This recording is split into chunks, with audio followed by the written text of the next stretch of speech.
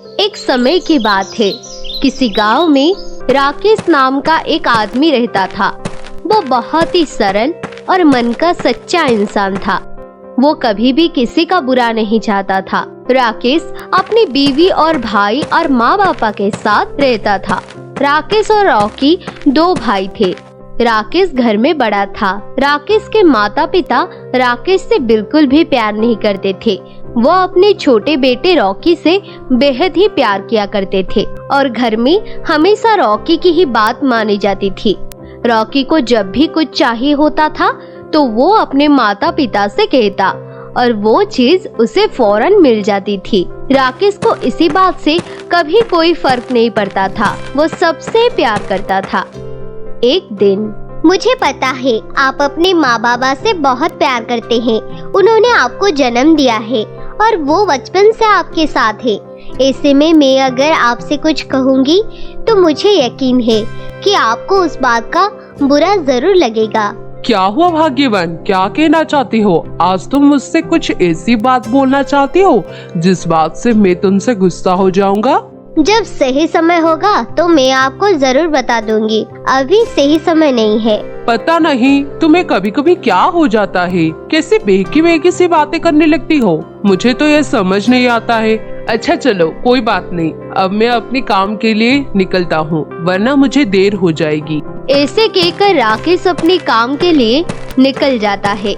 Rakesh furniture बनाने का काम करता था, पर राकेश को ये काम कभी पसंद नहीं था। राकेश का मन शुरू से ही गाड़ियों के काम में ही लगता था और वही सीखना चाहता था, पर गाड़ी का काम सीखने के लिए उसके पास पैसे नहीं थे। उसने अपने घर से मदद मांगी तो उससे निराशा हाथ लगी।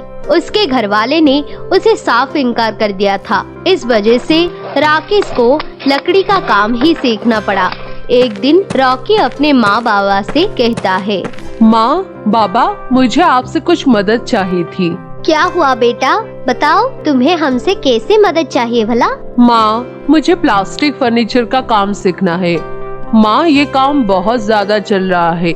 इसमें मेरी लाइफ आगे चलकर अच्छी हो जाएगी, क्योंकि माँ प्लास्टिक के फर्नीचर सभी को बहुत ही लुभाता है और अब सभी यही लगवाते हैं। इसलिए माँ, मुझे यही सीखना है। पर बेटा, तुम्हें हम सिखा तो देंगे, पर इतने पैसे हम कहाँ से लाएंगे भला? हमारे पास तो कोई बचत भी नहीं है। क्या हुआ जी, अगर हमारे पास बचत नहीं है तो हमारे पास ये घर तो है ना। अगर हम इसको गिरवी रखा दे तो इसके बदले हमें अच्छे खासे पैसे मिल जाएंगे, जिसके बाद तुम अच्छे से काम सीख पाओगे। पर ये घर गिरवी रख देंगे तो फिर हमारा क्या होगा? बेटा, घर तो बाद में भी लिया जा सकता है। जब तू काम सीख जाएगा और अच्छे पैसे कमाने लगेगा तो हमें नया और अच्छा सा घर खरीद के दे देना बस। हाँ माँ, मैं आपके लिए घर जरूर बनवाऊंगा। माँ, आप मुझे कल तक पैसे दे देना। ठीक है बेटा, तू फिक्र मत कर। तुझे जो भी सीखना है हम तुझे वो जरूर सिखाएंगे। ऐसे वो आपस में बात कर रहे होते हैं कि राकेश बाहर खड़ा उनकी सारी बातें सुन रहा होता है और फिर वो बाद में रॉकी के पास जाता है और उससे कहता है, भाई, तुझे प्लास्टिक फर्नीचर का काम सीखना है ना? कोई बात नहीं, मैं तुझे सिखाऊंगा। मैं तुझे पैसे भी दूंगा, पर तू उस काम को दिल लगाकर सीखेगा ना? और माँ बाबा से कह देना कि घर को गिरवी ना रखे, ठीक है ना? ऐसे कहकर राकेश रॉकी को पैसे देता है और रॉकी काम सीखने लग जाता है। अब रॉकी भी अपना अलग सा काम शुरू कर देता है। प्लास्टिक फर्नीचर का रॉकी का ये काम बहुत ही अच्छे से चलने भी लगता है। रॉकी अपने भाई का बिल्कुल भी बात नहीं मानता है। वो भी अपने भाई से नफरत करता है। कुछ ही साल बाद रॉकी की भी शादी हो जाती है। रॉकी हर वक्त अपने बीवी मोना की हजूरी करने में लगा रहता है। अपनी बीवी की ही बात माना करता था। एक दिन, सुनो जी, मुझे लगता है हमें अपने खेत के लिए एक ट्रैक्टर ले लेनी चाहिए। हमारे काम तो आएगा, साथ ही साथ हम दूसरों के खेत में भी जोतेंगे तो उससे पैसे भी मिल जाएंगे। आप माँ बाबा से बात करके देखो एक बार, क्या पता कुछ मदद कर दे। तुम्हारा आइडिया तो बहुत अच्छा है। मैं अभी जाकर माँ बाबा से बात करता हूँ। ऐसे कहकर वो अपने माँ बाबा के पास जाता है और उनसे कहता है, बाबा, मुझे कुछ पैसे की जरूरत है। अगर आप मेरी मदद करोगे तो बहुत अच्छा होगा। हम सब के लिए बाबा मैं एक ट्रैक्टर खरीदना चाहता हूँ। वो हमारे खेत के लिए भी काम आएगा और दूसरों के खेत में भी मैं काम करूँगा तो उससे पैसे भी मिल जाएगा। देख, हमारे पास एक फूटी कौड़ी भी नहीं है तुझे देने के लिए। तुझे जो भी लेना है ना खुद ही ले ले अपने पैसे से। ऐसे कहकर वो राकेश को वहाँ से भगा देते हैं। राकेश उदास होकर वापस अपने कमरे में चला जाता है और वो बैठ के उदास हो जाता है। तभी उसकी बीवी उसके पास आती है और उससे कहती है, क्या हुआ जी, आपके बाबा ने मना कर दिया ना? मुझे लगा ही था कि वो आपको जरूर मना कर देंगे। देखिए, मैं आपको यही बात समझाना चाहती थी कि अगर आपका छोटा भाई ट्रैक्टर लेना चाहता है तो माँ बाबा झट से वो उन्हें दिला देते। नहीं सुनीता, ऐसी कोई बात नहीं है। माँ बाबा हम दोनों से बेहद प्यार करते हैं। अच्छा, तो फिर आप अपने भाई से ये बात माँ बाबा से कहने के लिए कहना। राकेश अपने भाई को बताता है कि अगर हम ट्रैक्टर ले लेंगे तो उससे कितनी अच्छी कमाई होगी।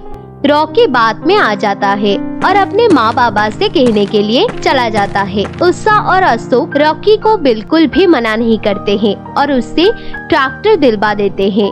राकेश सुनीता की बात समझ जाता है और माँ बाबा से कहता है, माँ बाबा, जब मैंने आपसे ट्रैक्टर लेने के लिए कहा था तो आपने मुझे मना कर दिया था, पर रॉकी ने कहा तो आपने उसे दिलवा दिया। माँ, मैं भी तो हम सबके भले के लिए ही मांग रहा था ना। सुन, तो अगर सच जाना चाहता है तो सुन, हमें तू बिल्कुल भी पसंद नहीं है, समझा ना?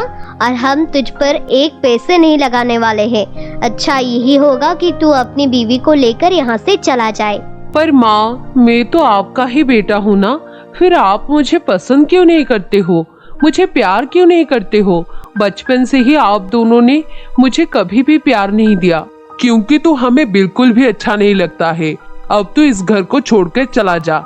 हमारा सिर्फ एक ही लड़का है, वो हमारा बेटा रॉकी है। ऐसे कहने पर राकेश उदास होकर अपनी बीवी को लेकर घर छोड़कर चला जाता है। वो यहाँ बाहर रहने के लिए जगह देखता है।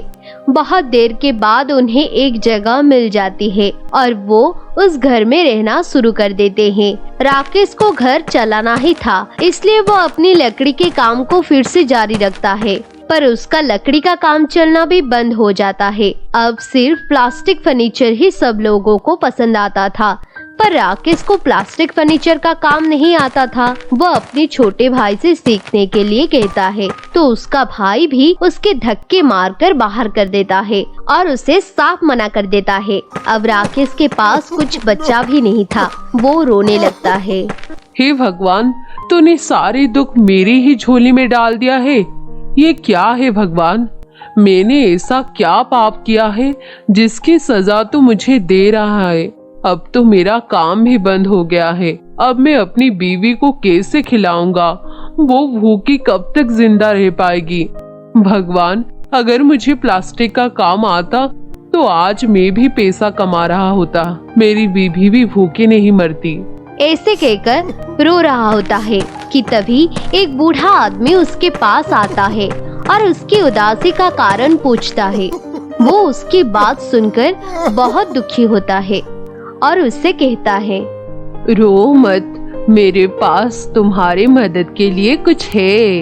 आदमी उसे जादुई औजार देता है और उससे कहता है, बेटा, ये जादुई औजार है। तुम इनसे जो भी कहोगे ये तुम्हारे लिए वो बना देंगे। चाहे कुछ भी बनाना है इनसे कह देना। राकेश उस बूढ़े से औजार ले लेता है और उनकी मदद से काम को शुरू कर देता है। वो उन जादुई औजार से कहता है और वो औजार वही बनाकर उसे दे देता है। प्लास्टिक का हो या लकड़ी का, सभी फर्नीचर वो चुटकियों में बना देता है। राकेश की अच्छी खासी कमाई होने लगी है। उसके सारे दुख दूर होने लगते हैं। उसका जीवन अच्छे से बीतने लग जाता है। और दूसरी तरफ रॉकी अपने बीवी की बातों में आकर अपने माँ बापा से घर अपने नाम करवा देता है और उन्हें घर से निकाल देता है। राकेश अपने माँ बापा को अपने घर ले आता है। उषा और अशोक अपने बेटे से माफी मांगते हैं और अपने किए पर शर्मिंदा होते हैं।